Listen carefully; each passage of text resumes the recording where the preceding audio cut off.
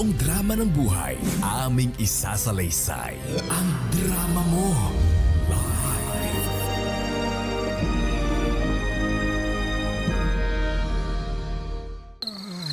Rachel? Baby Daddy, oo nga pala, may gusto akong sabihin sa'yo. Ay, makikipag-break ka na ba? Hindi. Actually, gusto ko nga sabihin sa'yo na sobrang appreciated ko lahat ng effort mo para sa akin. Ay, salamat naman, Rachel. Akala ko hiwalayan mo na ako at iiwanan mo na ako. Dahil nga sa edad natin, akala ko hindi mo na ako mahal. Baby Daddy, wala naman ako pake kahit na sabihin nila na nasa 33 years ang agwat nating dalawa. It doesn't matter. Hindi naman nila naiintindihan kung ano yung pinagsasaluhan ng puso nating dalawa. At saka alam mo, naranasan ko ng umibig sa mga kaidaran ko pero hindi sila kagaya mo, Baby Daddy. Kasweet mo naman, ha? Kasweet mo naman, baby cupcake. Siyempre, Marcelino is the name of the love of my life. Para nakikita ko ang langit kapag sinasabi mo sa akin yan, Bakit? Ikaw ba, hindi mo ba ako mahal? Ay, hindi mo may tatanong. Simula nung kailangan meron tayong magandang music. Sige, patugtugin mo dyan sa radyo. Ito, ayan. Simula nung nakilala kita, ikaw na ang bumuo ng natutulog kong kaluluwa. Lahat ng panghuhusga, sinikmura ko. Lahat ng mga panghuhusga at panlalait ng tao, wala akong pakialam. Ang importante, Rachel, mahal kita. Oo nga, mahal din naman kita pero ang kinakatakot ko kasi, ano bang sinasabi ng mga anak mo tungkol sa akin? Mas matanda pa nga sila, yung mga anak mo kaysa sa akin. Sa totoo lang, Rachel, ang sinasabi ng mga anak ko para ka na daw nilang pamangkin. Totoo naman na mas matanda pa mga anak ko sa'yo, pero matuturuan mo ba ang pusong umiibig? Masisisi mo ba ang puso ko na ikaw ang sinisigaw nito? Huwag ka nang sumigaw. Ay, sorry. Naiintindihan ko yung punto mo, Marcelino. Kaya nga gusto ko sanang sabihin para hindi rin ganun kababa yung tingin sa akin ng mga tao kasi pakiramdam nila porke mas matanda ka, pera lang yung habol ko sa'yo. Gusto kong maging career woman pero bago ko yun magawa, Baby Daddy, parang mahal yata dito sa restaurant na pinagdalan mo sa Ay, akin. nakob. Honey, wag mo nang isipin yon. Ako ang bahala dahil kararating lang ng pensyon ko at inabutan ako ng mga anak ko at siyempre alam mo naman na mayroon ako negosyo. Actually, Baby Daddy, hindi na nga natin kinailangan lumabas para sa anniversary kasi medyo masama talaga yung pakiramdam ko ngayon Okay ka lang ba? May kailangan ka ba? May gamot o ano? Kailangan mo magpa-check up? Ano ba nangyari sa'yo? Teka lang, ba't parang namumutla ka? Opo muna tayo siguro. Sige, maupo. Yan. Ano bang gusto mong orderin? Baka may gusto kang inumin o kainin, ha? Hindi ko alam pero parang gusto ko na manggang hilaw. Manggang hilaw? Ha? Oo. At saka ano pa? Yun lang. Tapos bagoong. Bagoong? At saka Manggang yung hilaw, bagoong. sili na... Sili? Basta yung chili. Chili? Manggang hilaw? Bagoong? Chili? Oo. Teka. Honey, hindi bagay. Nagdadalang... Sandali lang. Sandali lang. Teka. Honey. Pupunta po na ako ng restroom. Sandali lang. Honey. Sir, pwede po bang kunin na po yung order niyo? My name's Tomby and I'm at your service. Pwede mamaya na lang ang order namin kasi yung kasama ko nag-CR pa. Para po yatang problematic kayo, sir. Ano po bang nangyari po sa anak ninyo? Sino? Yung anak niyo po na babae po na nadadalok. Ano, sino nagtanong? Ba't ba nangangailam ka? Hindi naman sir, pero gusto po ba ng tubig? Ice po ba or warm? Ay, hindi na. Pakibati na lang si Joselito Bong Cardona na grab driver ni Billy Dolatre. Oo. Ay, actually, suki po namin yan dito sa restaurant pag dinadala po niya yung isa po niyang chicks. Sige, tatawagin ka na lang, waiter, ha? Pagkapapag kailangan na namin, sige ha? po, sige po. O, salamat sa'yo. Magkalamirang yun. Oh, honey, okay ka na ba? Ano? Okay ka lang ba? Actually, Parang namumutla ka. Gusto mo dalhin na kita sa ospital? hindi, sandali lang, hindi. Actually, meron akong gustong sabihin sa iyo eh. May gusto ka sabihin. Ano yun? Nung isang araw pa kasi ako nakakaramdam ng... Excuse me po.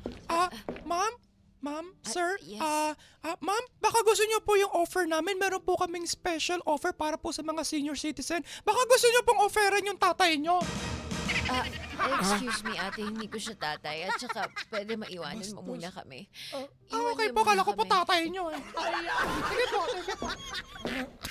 Bastos to sa laula. Honey, ituloy mo na yung sasabihin. Ano ba yun? Ito, tignan mo na lang. Ano to? Ano ba itong stick na ito? May 2 linya. Ano ibig sabihin? Buntis ako. Ano? Buntis ka? Actually, yung isang araw pa kasi talaga masama yung pakiramdam ko. Sabi mo naman kasi hindi mo na kaya, hindi ka na pwede, kaya hindi na tayo nagpo-protection. Tapos, ito yung nangyari. Masama yung pakiramdam ko, kaya bumili ako nito. Tapos ngayon, tinry ko. Ibig sabihin nakabuo pa ako. It's a miracle. Seryosoy mo nga muna. Pero Rachel, totoo ito. Hindi ko akalain na may mabubuo pa. Saka lang, saglit. Rachel, aminin mo. Akin ba yan? Marcelino, ano ba namang klasik tanong yan? Hindi. Nakikita mo na nga, ito na sa harapan mo, buntis ako. Ikaw lang naman ang nobyo ko. Bakit mo ako nagagawang pag-isipan na meron akong ginagawang kababalaghan Hindi. sa ibang lalaki? Hindi ko naman sinabing may ginagawa ka, papapalagan baka kasi meron kang... Hindi ko talaga makapaniwala na... Wala akong iba, Marcelino. Dahil alam mo naman na ikaw lang ang gusto at mahal ko. At kahit na 33 years ang tanda mo sa akin, wala akong pakialam. Pero bakit parang pinagdududahan mo pa ako? Napaka-unfair mo. Ang unfair mo. Hindi naman kita pinagdududahan. Ipinaulit-ulit mo lang yung edad para naman tanga. Ang akin lang gusto ko lang manigurado. Rachel, alam mo naman na isinangkalang ko ng lahat kahihiyan, dignidad, para lang iparamdam at ibigay sa iyo ang aking puso't kaluluwa dahil mahal na mahal kita. At hindi ako makapaniwala na sa kabila ng edad ko ito, malapit na pumantay ang mga pako. Nakabuo pa rin tayo ng baby. Hindi ko rin alam, okay? Gulong-gulo na yung isip ko. Alam mo naman na marami pa akong gustong gawin. Kung kailan gusto kong bumalik sa pag-aaral, saka mo naman ako binuntis. Sabi mo, hindi mo na kaya. Tapos, eto naman ako. Naniwala. Rachel, kasi hindi ko naman din sukat akalain na aabot pa sa matres mo yung anes ko. Nag-aaral ka ba ng science? Akala ko kasi wala na pag may sa akin, kulay tubig na. Bahala na. Gusto ko na lang malaman ngayon paano natin itong sasabihin sa kanila. Sa tatay ko most especially. Rachel, bilang iyong mahal na sa buhay, haharapin ko ang iyong ama. Magpapakalalaki ako. Magpapakalalaki ako. Ilalaban kita. At sa kabila ng ganito mga issue natin na maraming hindi tumatanggap sa atin dahil nga sa edad na ito, wala akong pakialam. Haharapin ko ang tatay mo! Ang problema nga, mas matanda ka pa sa tatay ko. Yun lang yan yun lang, ibang usapan. Ang lupet. Pero kailangan nating harapin ang katotohanan, Marcelino. Kaya sige, harapin natin ang tatay ko. Sige, pagandaan na lang natin. Walang iwanan, promise. Promise, walang iwanan. Hindi ko naman kasalanan, sarap-sarap mo kasi. Tay! Tay! Hane, sigurado ka ba dito? Medyo kinakabahan ako. Marcelino, ano ba? Akala ko ba mahal mo ako at ipaglalaban mo ako sa tatay ko? Oo naman. Alam mo na ulyanin ako. Ayaw mo ba akong panindigan? Hindi. Paninindigan kita kaya nga yung akin lang yung medyo kabado 20 ako. Tama na. Okay. Tay! Saglit lang, saglit! Tay! Saglit lang, Rachel, papasok kayo. May Tay. kasama ka. Tay, mano po? Kawaan ka ng Diyos. Sino itong kasama mo? Amo mo ba sa trabaho ito? Actually, Tay, Ay, papapasok muna kayo at mahamog. Baka mahamogan yung matandang kasama mo. Bunganga naman ito. Tay, may gusto ho akong ipagtapat at sabihin sa inyo. Ano? Natanggap ka na ba sa eskwelahan na enroll mo? Ha? Ano? Actually, Tay, Na ano? Hindi ako marinig kung ano gagawin yun sa anak ko. Sir, maraming salamat sa pagtanggap niyo sa anak ko, ha? actually, Tay, oo, natanggap ako. Congratulations, anak! At least, bago pa mamatay ang iyong tatay, makikita ko na ikaw ay matagumpay. Pero, Tay, ano yun? Ba't parang iba yung mukha mo? Tay, nabuntis ho ako. Ano? Ano na nabuntis? Sino nabuntis sa'yo? Ano gawin mo? Tito?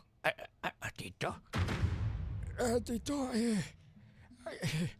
hindi po ako amo o professor nitong anak ninyo. Siglit lang. Parang naaamoy ko na ito, ngani. Tito, Marcelino, wag mong tawagin tito ang tatay ko. Hindi mo siya tito, mas matanda ka pa sa kanya. nagbibigay galang lang ako.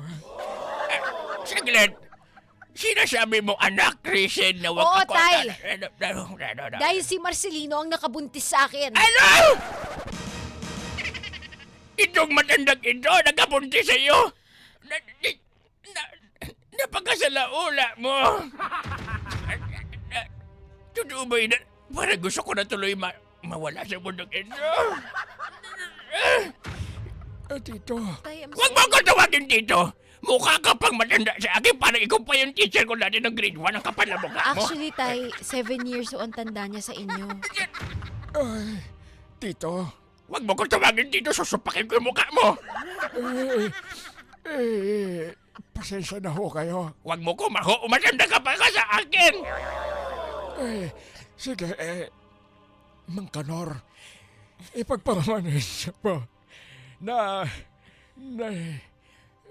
ako po ang nobyo ng anak ninyo sa Tay, mahal ko siya eh. Di ba, Marcelino, mahal natin ang isa't isa? Oo, mahal ko ang anak ninyo. Teka, wala ako pakialam kung mahal mo ang anak ko. Ang pakialam ko, ang layo ng edad ninyo.